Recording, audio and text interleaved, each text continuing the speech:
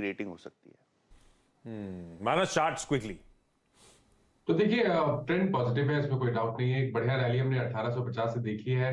अब स्टॉक जो मेरे ख्याल से अगस्त के हाईज है उनके आसपास ट्रेड कर रहा है। पैटर्न पॉजिटिव है, इसलिए ऐसा लग रहा है कि वो लेवल्स ब्रीच हो जाएंगे और 2450 से लेकर 2500 तक के स्तर आपको देखने को मिल सकते हैं। तो बिल्कुल खरीदारी करने की राय रहेगी।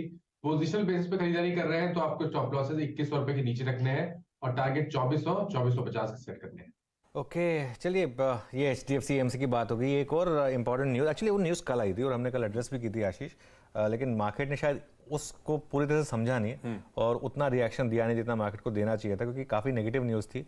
वो थी वोडाफोन आइडिया के ऊपर, क्योंकि वो जो गवर्नमेंट से इक्विटी कन्वर्जन आना था वो अब तक कोई इंटीमेशन नहीं आया है, तो इसके लिए उन्होंने जो एक डेट डील थी वो पोस्टपोन की है।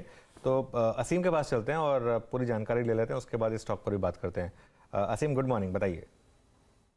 देखिए, जो कंपनी है उसके ऊपर वेंडर्स का करीबन 10,000 करोड़ रुपए के आसपास बकाया है और 2 महीने पहले दोनों वेंडर्स ने उसको नोटिस पीरियड के ऊपर जो है वो भी रखा था। लेकिन अब कहानी क्या है, कंपनी जो है ATC को 1600 करोड़ रुपए के ओपन कन्वर्टिबल डिबेंचर जो इश्यू करना चाहती थी, इसके जरिए फंड जुटाने की तैयारी जो है कंपनी की थी। और इसके लिए कंपनी ने जो है कंपनी ने अपने जो शेयर होल्डर्स है उसका अप्रूवल जो है वो भी लिया था और शेयर होल्डर्स के अप्रूवल्स लेने के बाद उसमें एक कंडीशन जो है रखी गई थी कि सरकार से जो इक्विटी जो है सरकार जो है पहले कंपनी में इक्विटी जो है वो लेगी। लेकिन अभी तक सरकार की तरफ से कोई भी इंटीमेशन जो है कंपनी को नहीं मिला है। सरकार ने अभी तक इक्विटी लेने पर कोई फैसला जो है वो नहीं लिया है। सरकार ने कंपनी को कहा है कि आप एक पहले अपना एक सॉलिड प्लान जो है वो दीजिए ताकि हमें लगे कि आप कंपनी चलाने में इंटरेस्टेड है, आप इसमें इन्वेस्टमेंट जो है वो कीजिए, उसके बाद ही हम इसमें इक्विटी जो है वो लेंगे। तो अब कंपनी का जो रेजोल्यूशन जो है 15 दिन का था तो वो लैप्स कर गया है। कंपनी को अब दोबारा से ATC से बातचीत जो है वो करनी पड़ेगी, दोबारा से EGM जो है बुलानी पड़ेगी और दोबारा से ही ये सारी प्रक्रिया जो है उसको जो करना पड़ेगा।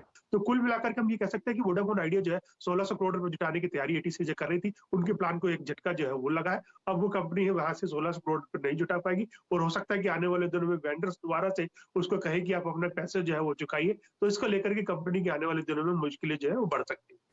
ATC यानी कि अमेरिकन टावर कंपनी, वो जो 1600 करोड़ रुपए आने थे वो नहीं।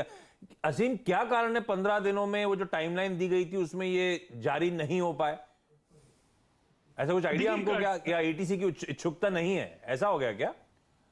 नहीं, देखिए, उसमें जब ये शेयर होल्डर से अप्रूवल लिया गया था तो उसमें एक कंडीशन रखी गई थी कि पहले सरकार जो है इसके अंदर इक्विटी जो है वो लेगी और उसके बाद ही हम जो है इस ओपन कन्वर्टिबल डिबेंचर को इक्विटी के अंदर कन्वर्ट जो है वो करेंगे। तो सरकार ने अभी तक हिस्सेदारी जो नहीं ली है। जहां तक अगर मैं सरकार की बात करूं तो सरकार सारे जो प्रक्रिया है उसको पूरा जो कर चुकी है। मई में ही फाइनेंस मिनिस्ट्री से उसका अप्रूवल जो है आ चुका है, लेकिन उसके बाद ये डील को लेकर के बातचीत आगे जो है नहीं बढ़ी है, क्योंकि सरकार ये चाहती है कि कंपनी जो है वोडाफोन जो है उसका एक कंक्रीट प्लान दे सरकार के सामने, अपने एडिशनल फंड जो है पैसा जो है वो लगाए कंपनी के अंदर, ताकि उनको ये लगता है कि कंपनी आगे भी चलती जो है वो रहेगी सरकार की इक्विटी लेने के बाद। तो अभी तक सरकार की तरफ से ऐसा कोई भी कदम जो है हमको देखने को नहीं मिला कि सरकार इस कंपनी के अंदर इक्विटी जो है वो लेने जा रही है। तो इस वजह से ये टाइम पीरियड जो है लैप्स कर गया। तो दोबारा ATC से बातचीत है, दोबारा से आपको EGM बुलानी पड़ेगी, दोबारा से शेयर होल्डर्स का अप्रूवल जो लेना पड़ेगा। तो अब ये एक सारी चीजें सेंस में आ गई कि दोबारा से ये अप्रूवल होगा या नहीं होगा, ATC इसको एग्री करेगी या नहीं करेगी, क्योंकि ATC ने पहले जानकारी दे दी है कि वो उसको वोडाफोन से पैसे आने की अभी उम्मीद जो है वो नहीं। Okay Aseem, thank you. ये एक्चुअली कल उन्होंने डिस्क्लोज भी किया।